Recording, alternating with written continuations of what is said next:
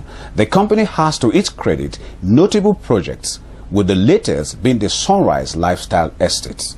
We've done a number of projects in the highbrow areas, and we have a couple of investments in Victoria Island. We have some expatriates living in some of those accommodation facilities that we have. We have some in Ikoyi. We have a couple of tenants that live in those also. We have a few in Abuja and all of that. In the past, we're not building to sell. We are building to sort of keep our asset value, the store of value, as an investment. We invest and we hope we just depend on rental income. This is the first time that we're building to sell. We'll set up a different company called Prosper Gardens Limited with a focus to developing lifestyle estates. It has to be a lifestyle estate. We're concerned about your total living. We're not just looking for opportunity to make money. We're just concerned about making total qualitative living available and affordable. And this is our first one. We're building 700 units of houses, 700 flats. We're making the gym, the whole works, AstroTurf football pitches, tennis courts, basketball court, clubhouse, swimming pool. We're making all of those things available. Shopping plazas, nursery, creche within our facility. And because we think that for you to live well, you need access to all of these things. You also need to be able to access them affordably. So those are the two things that we've sort of wrapped together. Complete living with affordability. The Sunrise Lifestyle Estate, we're actually doing that in partnership with Lagos State Government on a PPP basis.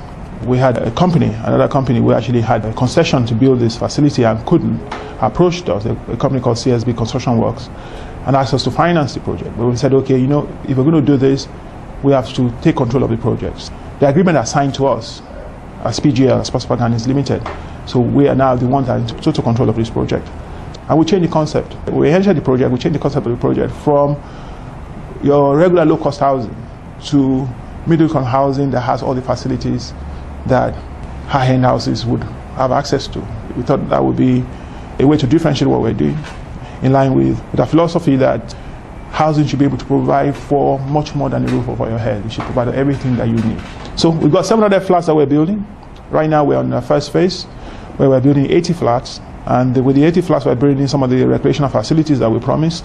We're building the tennis courts right now. We're building basketball courts. We're building the AstroTurf football pitches right now. Some of the other facilities that were mentioned earlier. We are delivering the first set of houses in August. Right now we're roofing. The first 80 units will be delivered in August. And we actually hope that we'll be done with the project in about 3 years from now. Our next set of development will be 160 units. And we're just going to ramp up and double the number of units per phase as we move towards the final phase. We're hoping to build all of these 700 flats in 4 phases. And we hope to finish in 3 years from now. This is one of the most interesting projects I've ever been involved in. And I find it really exciting because we're breaking new grounds, beginning to understand the benefit of economies of scale. And I think it's something that a lot of developers need to pay attention to. In Europe, United States, in advanced economies, you don't find an individual go build his own home because it doesn't make economic sense, because it's going to cost you a lot. The only people who do that are the extremely wealthy people. Why? Because of scale. We're seeing justification for scale on this project. Like I said to you earlier, I live in Ikoyi, I live in one of the properties that we built, but I can tell you, I've never been involved in any project that surpasses the quality of what we're doing in Ipaja. It's totally amazing what we're doing there. The quality of the structure is better than anything I've ever been involved in because of the quality of supervision. Again, scale matters in all of this, because the cost of supervision, you can spread it over several units, and it now begins to make sense. Also, in terms of the quality of the finishes, I always say to people all the time, my property doesn't match up. Where I live, the quality of the materials that we're using on this project, they're better than the quality of materials we use on my project in Ikoyi because of scale. There's nothing that we're buying from middlemen here. We're buying everything from factories. There's also a lot of quality control on what we do. And because, again, scale lets you do all of that. Because by the time you look at the cost of quality control and you share over the 700 units you're building, it becomes affordable, it becomes reasonable that you actually factor in that aspect of quality control into what you do. So scale has made a significant difference in terms of our costing and in terms of what we're able to deliver to the end users. So what we're doing, high-end stuff, seeing is believing. So I'm inviting you to come and see it, and you'll be amazed. I mean, people who have all been amazed. It's first of its kind in many ways. And we're delighted by what we're doing because we're setting new standards. So we're changing how people build. transforming how people build. A lot of the artisans that we're using are being trained and to follow the right processes. And they're all amazed at what the outcome has been so far. All of them are very impressed with the outcome of what they're doing. I mean, they've seen the quality of the output, and they're amazed that they could actually do this. And that's because they're following the processes. We're not jumping processes, what normally happens on construction sites. It's been a very interesting experience, a very exciting one for me personally.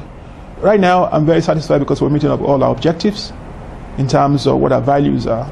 Our profit objectives we hope we will meet later on, but in terms of what our values are, the things we want to achieve, which is what really drives us, we're extremely satisfied.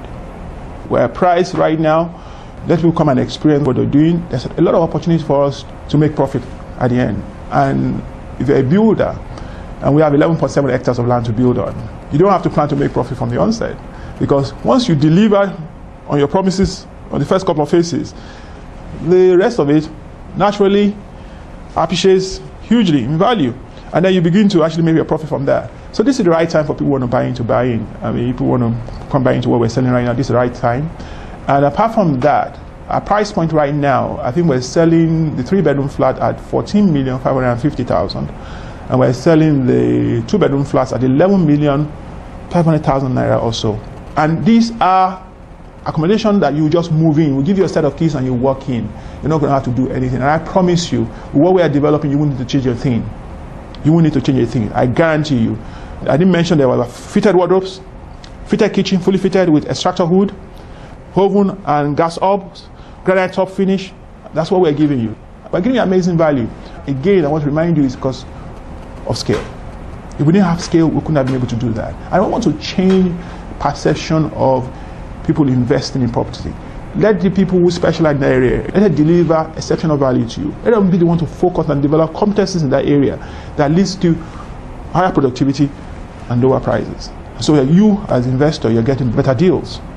It is also worthy to note that PGL is managed by a team of young, dynamic, and resourceful managers selected mainly on the basis of their competence. One of the things that we get satisfaction out of is how we change how people do things. Training is a critical part of what we do. On our sites, everybody is trained and retrained and retrained. On-the-job training, out-of-job training, where people will take people out into a classroom setting. What we want to do, how we expect it done. And that is one thing that has given me, as an investor, the most satisfaction to date. I'm going to site later on today, and every time I get there and I hear people's testimonies about how they're realizing that what they're doing could be done better, it's changing their business. I can give you an example. The gentleman who is making all our blocks, and we're making millions of blocks for this project. He's just a few doors away from our site. And when we met him, he had his ways, he had these processes and all of that. And we said, no, this is not what we're going to be making blocks for us. And we taught him how to make blocks. At the same cost, he's making blocks that are 3 times the strength of what he used to make. Right? Now, we transform his business. He's bidding for jobs now for multinational companies because he's making much better blocks. Because now has a know-how, that's the quality of training. The knowledge that comes improves how you do things. And often times lowers your cost, improves quality and lowers cost. And that's what we've been able to achieve with what we're doing on this project that I find really, really rewarding when we look at the economy generally. Something that will give any employer, anyone in the private sector, even public sector, is something we all need to be very concerned about. Certainly, human capital development is the most important factor in economic development. People are looking for 2 things in life: prosperity and security. That's what we all want. And when we go to church, that's why the prosperity messages in churches are selling so well. Because that's what we're all looking for: prosperity and security of life and property. And we cannot build a prosperous society if we don't have the skills to compete globally. We're now in a global economy. And that means that in real terms, the borders aren't there anymore. I have a delivery that just came in for me not too long ago. It came in from the UK. I'm buying some things that I use for cycling. And they delivered to me in Nigeria at no extra cost. If I was in London, it would cost me the same amount to receive the same goods. That's the effect of globalization, where borders disappear. And I will be paying the same amount for an item in Nigeria that somebody is paying elsewhere. So that's a major threat to our economy. It's also a huge opportunity for us if we will sit up and take advantage of all what our strengths are and be able to compete globally and open our economy up more, bring more prosperity to our people. But the truth of the matter is, without an educated workforce, we cannot do it. And that's a major area of concern for me as an employer. It's very difficult to find skilled people out there. Quality of our graduates are declining every single year, year in, year out. And I don't think government is doing anything about it. You have a lot of universities that are springing up, some of them we've never even heard of before. And they produce people, they're not even half-baked, they're hardly baked. as graduates. Some of them come here for interviews and you'll be shocked at what you see.